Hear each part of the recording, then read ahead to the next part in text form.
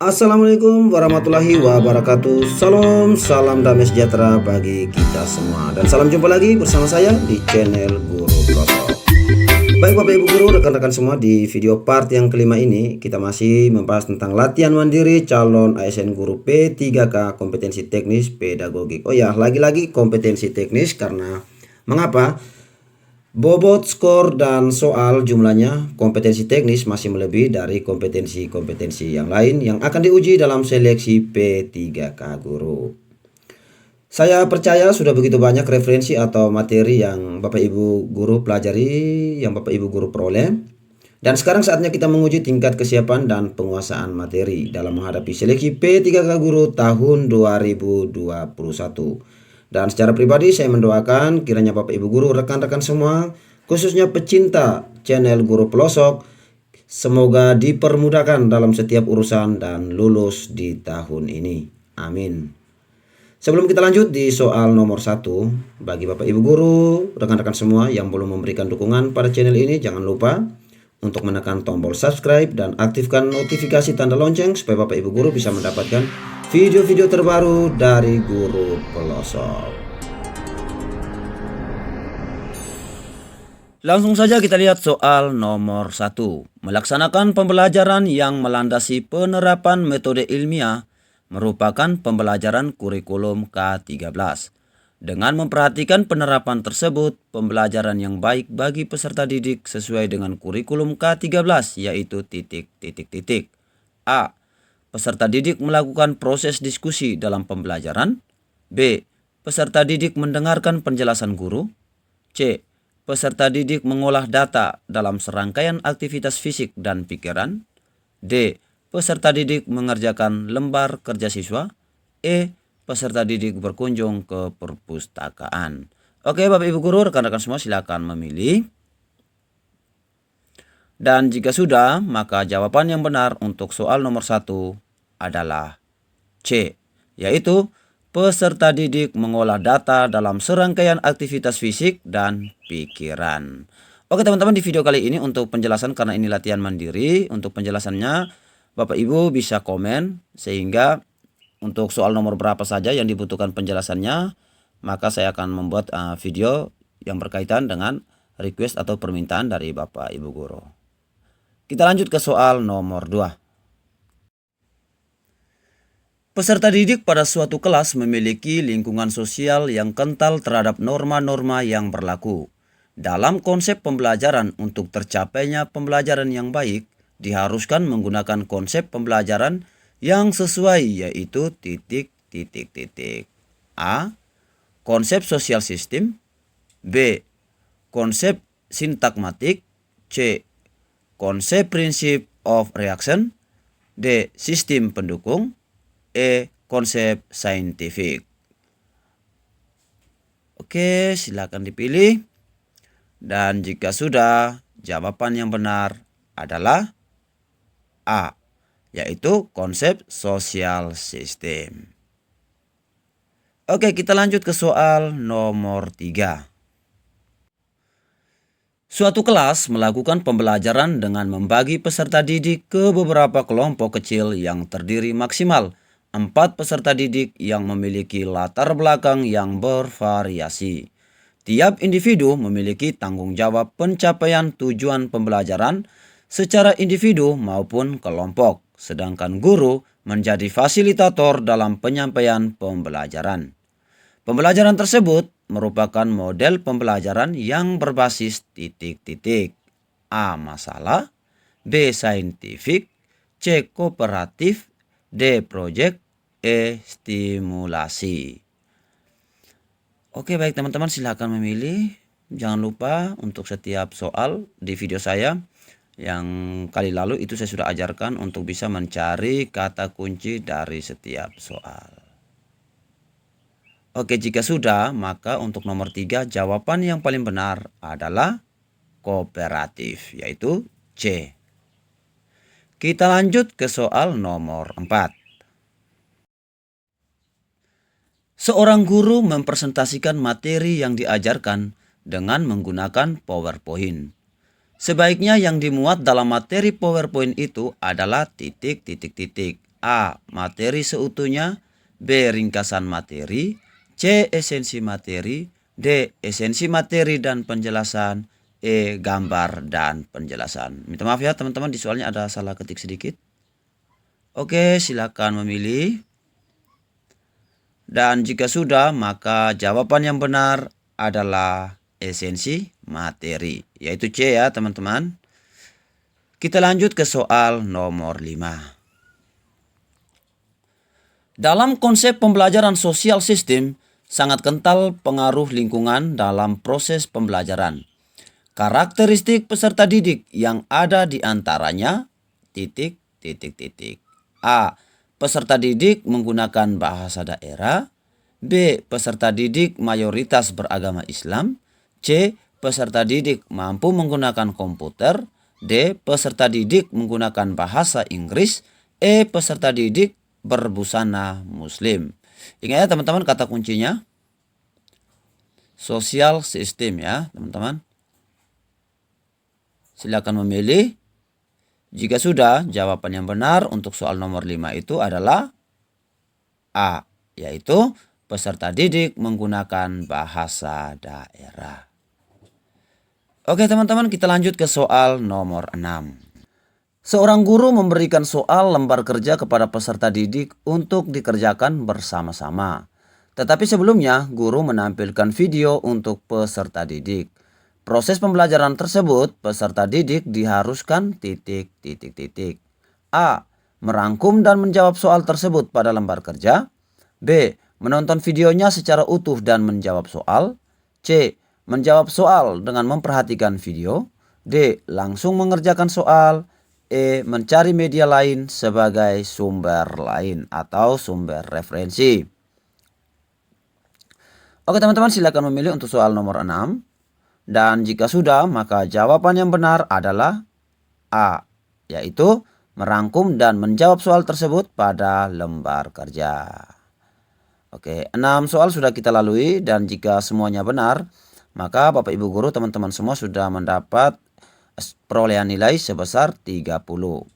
Karena untuk kompetensi teknis jika benar mendapat nilai 5 dan salah mendapat nilai 0. Oke teman-teman semua tetap semangat dan terus berjuang. Kita lanjut ke soal nomor 7.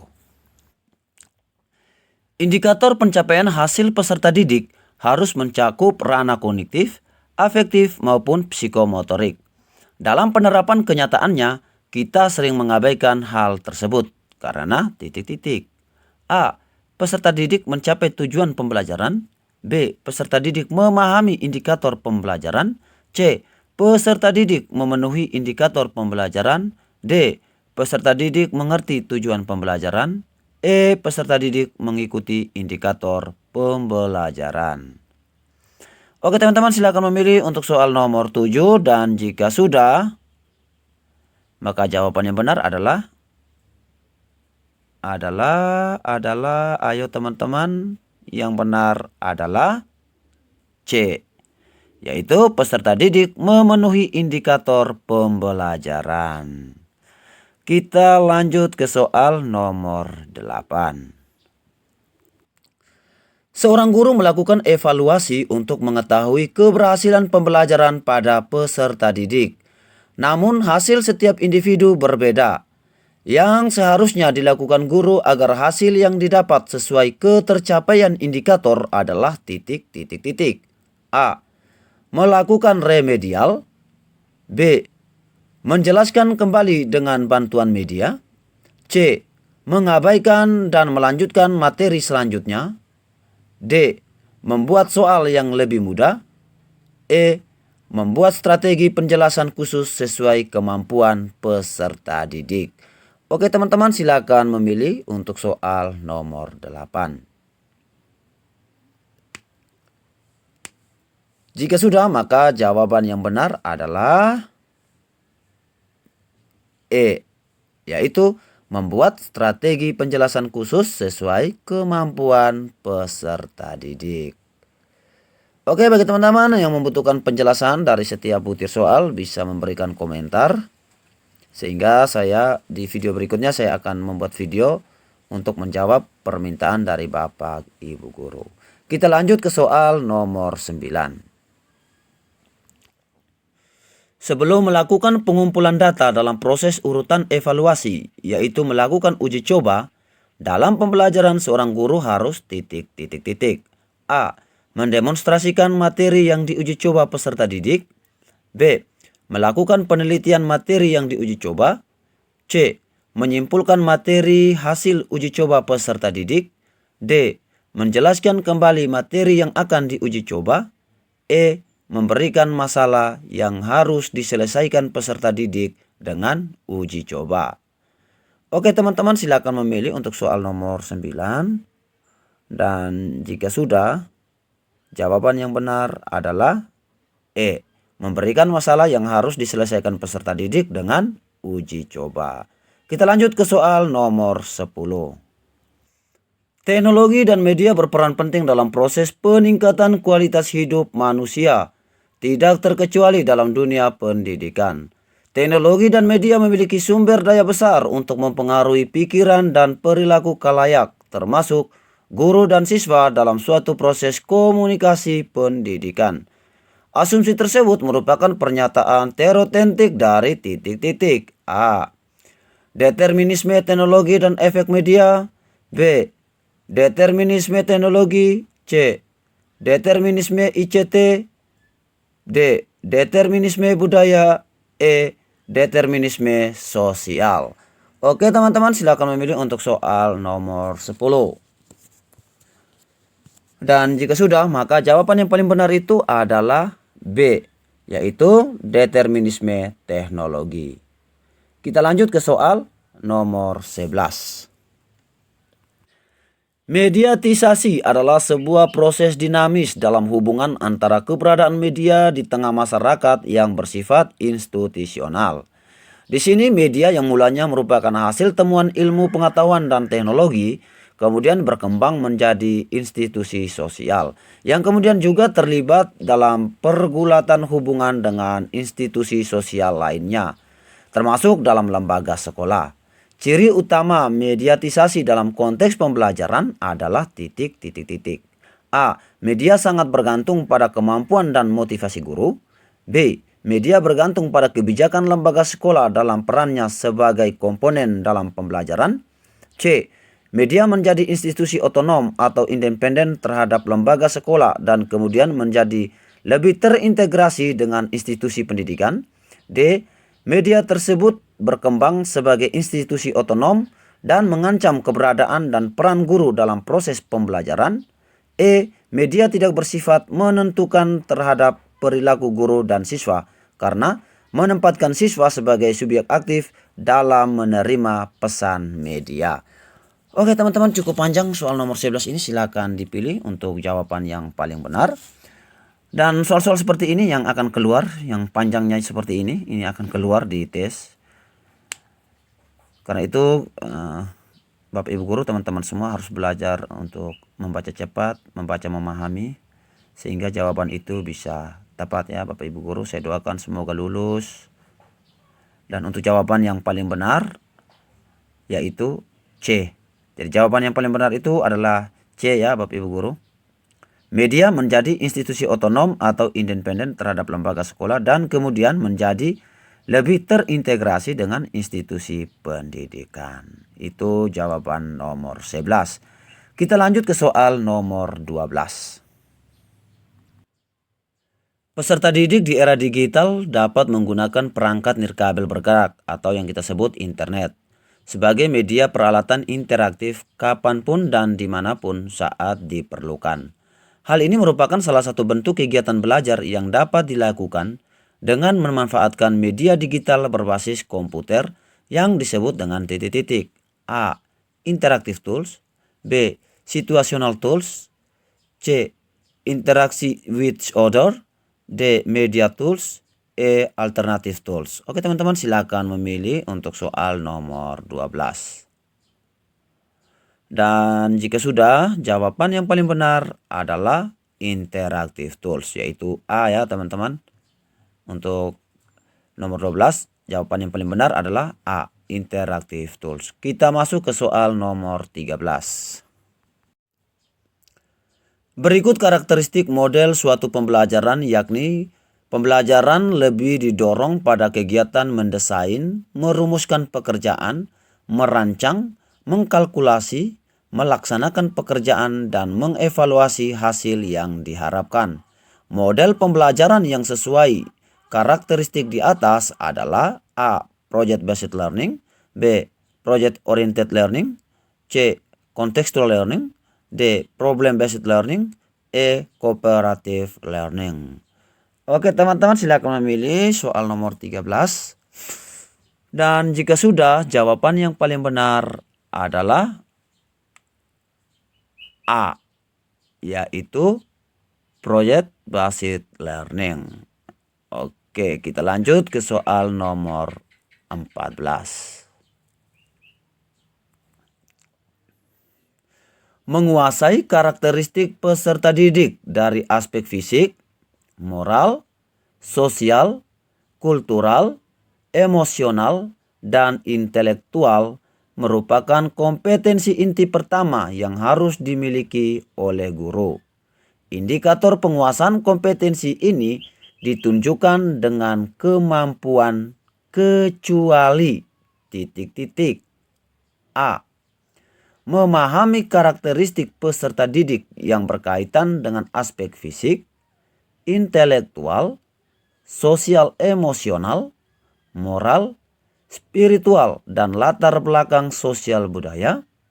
B. Memahami berbagai teori belajar dan prinsip-prinsip pembelajaran yang mendidik. C. Mengidentifikasi potensi peserta didik dalam mata pelajaran. D. Mengidentifikasi kesulitan peserta didik. E. Mengidentifikasi kemampuan awal peserta didik dalam mata pelajaran. Oke Bapak Ibu Guru, teman-teman semua silakan memilih untuk soal nomor 14.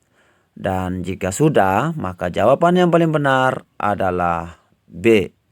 Memahami berbagai teori belajar dan prinsip-prinsip pembelajaran yang mendidik.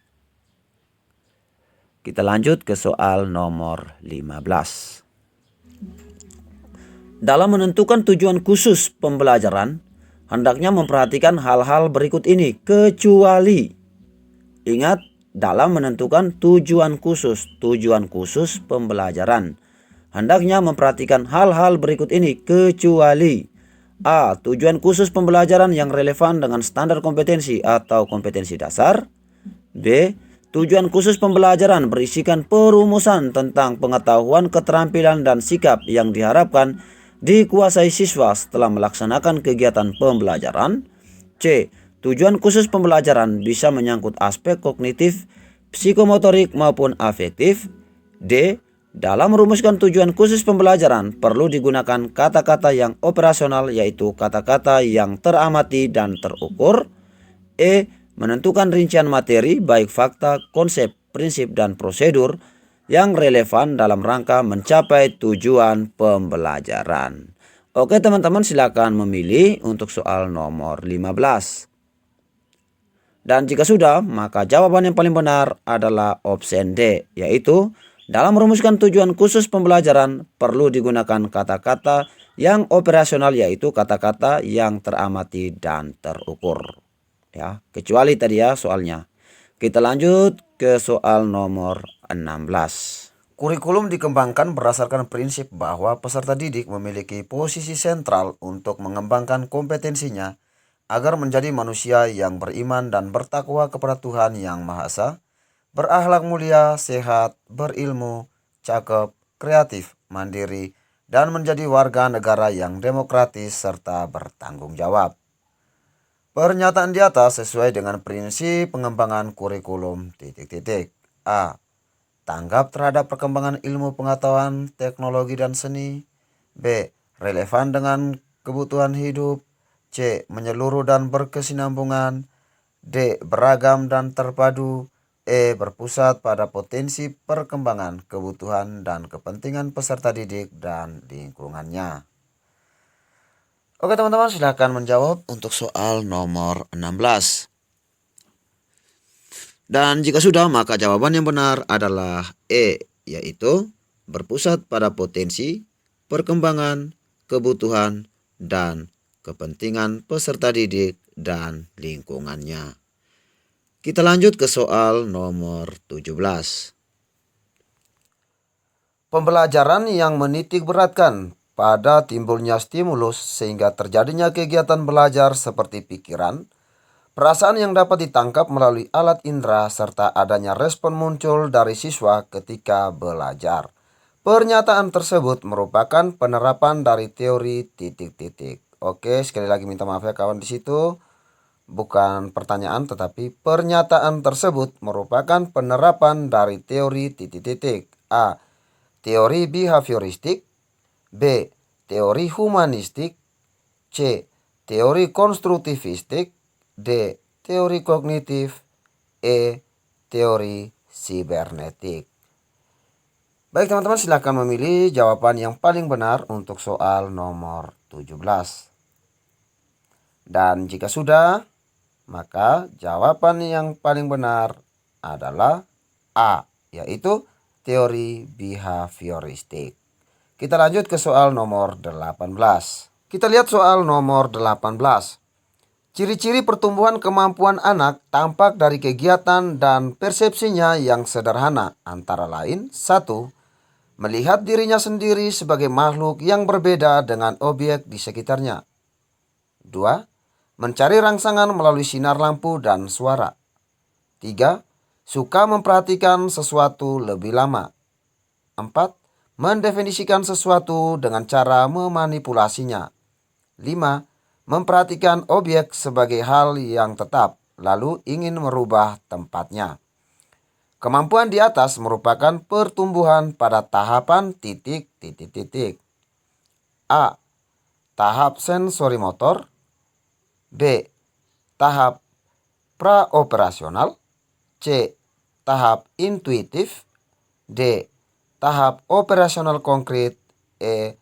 Tahap operasional formal. Oke teman-teman, silakan memilih untuk soal nomor 18. Dan jika sudah, maka jawaban yang paling benar adalah option A. Ya teman-teman, yang benar itu A, yaitu tahap sensori motor. Kita lanjut ke soal nomor 19.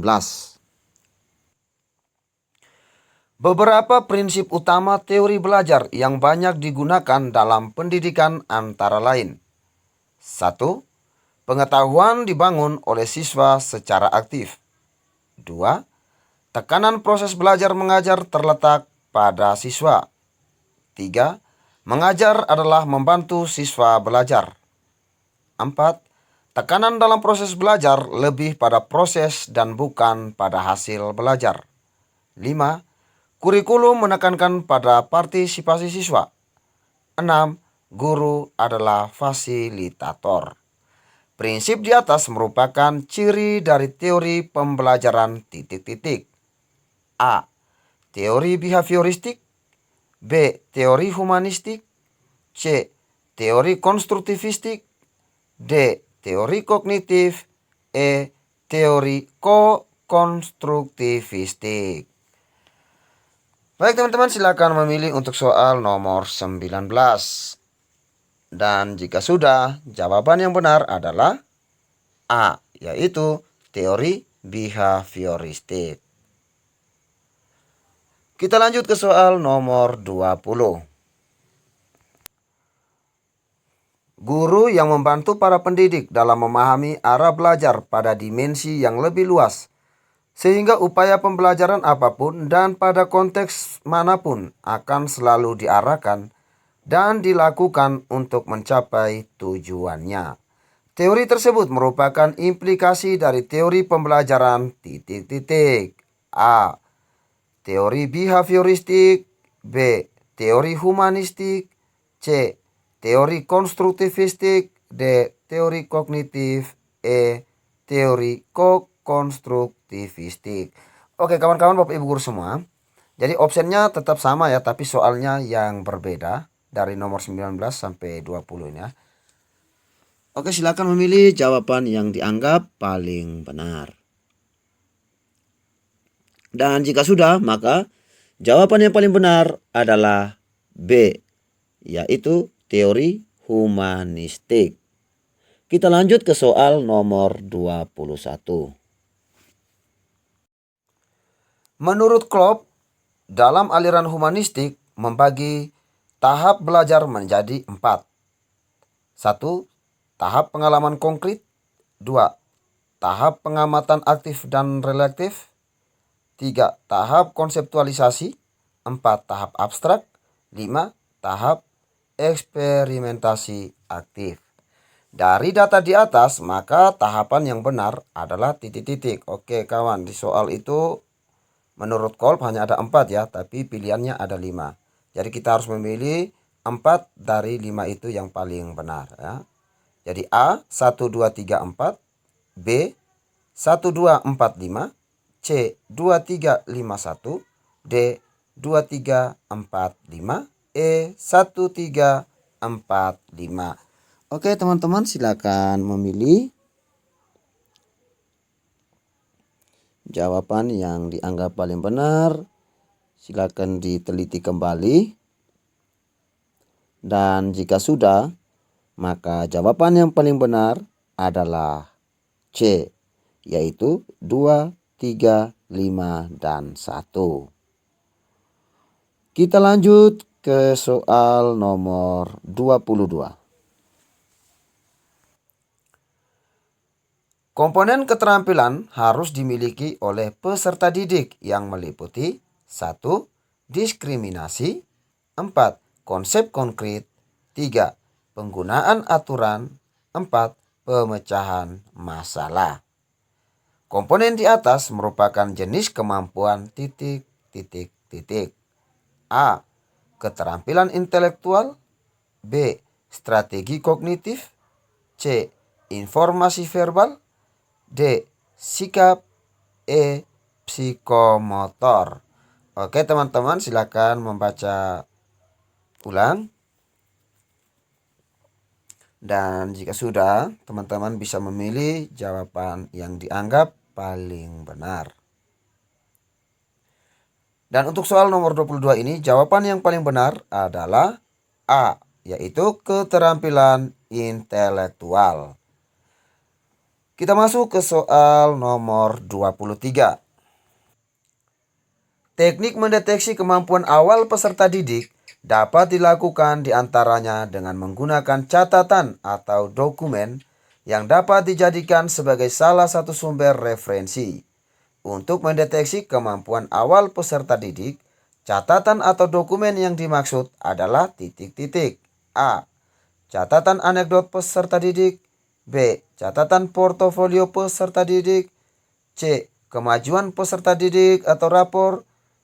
D. Catatan harian peserta didik. E. Catatan kasus peserta didik. Oke, Bapak Ibu Guru, silakan memilih jawaban yang dianggap paling benar. Ingat bahwa ini dokumen yang dimaksud adalah dokumen yang digunakan untuk mendeteksi kemampuan awal. Ingat, dokumen yang digunakan untuk mendeteksi kemampuan awal peserta didik. Baik teman-teman, jika sudah memilih, maka jawaban yang paling benar untuk soal nomor 23 ini adalah rapor. Ya, yaitu C, kemajuan peserta didik atau rapor.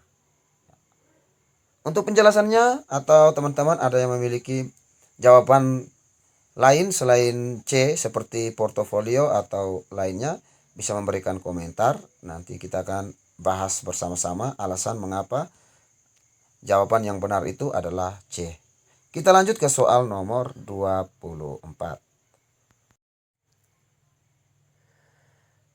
Menurut Howard, ada jenis kecerdasan manusia, yaitu 1. Kecerdasan kinestetis. 2. Kecerdasan musikal. 3. Kecerdasan bantuan. 4. Kecerdasan visual. 5. Kecerdasan kinestetis. 6. Kecerdasan interpersonal. Yang bukan termasuk kecerdasan manusia adalah titik. titik-titik. A. 1, 2, 3 dan 4. B. 1, 2, 4 dan 5. C. 2, 4, 5 dan 6. D. 1, 2, 5 dan 6. E. 2, 4, 5 dan 6. Oke, di soal ini teman-teman bisa baca kembali.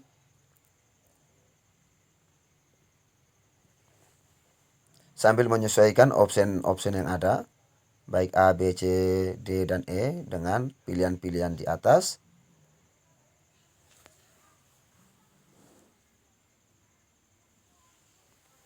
Oke, dan jika sudah, maka jawaban yang paling benar itu adalah A ya teman-teman. Oke, A yang paling benar itu, yaitu 1, 2, 3, dan 4. Oke, sedangkan 5 dan 6 tidak ya. Kecerdasan kinestetis dan kecerdasan interpersonal. Itu teman-teman bisa lihat tentang pandangan Howard yang berkaitan dengan kecerdasan manusia.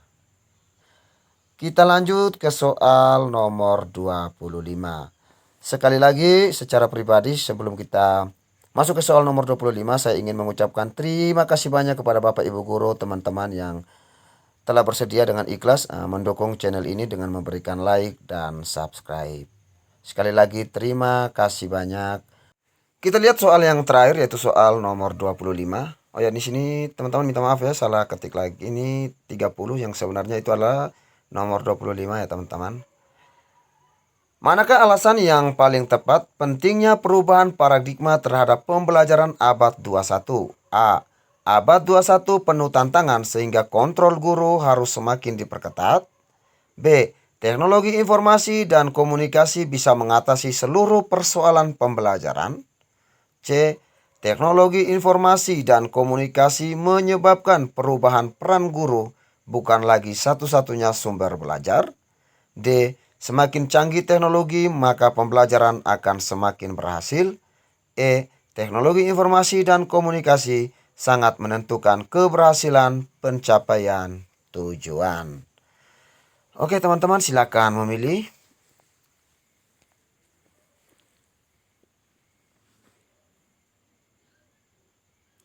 Dan jika sudah, maka jawaban yang paling benar adalah C.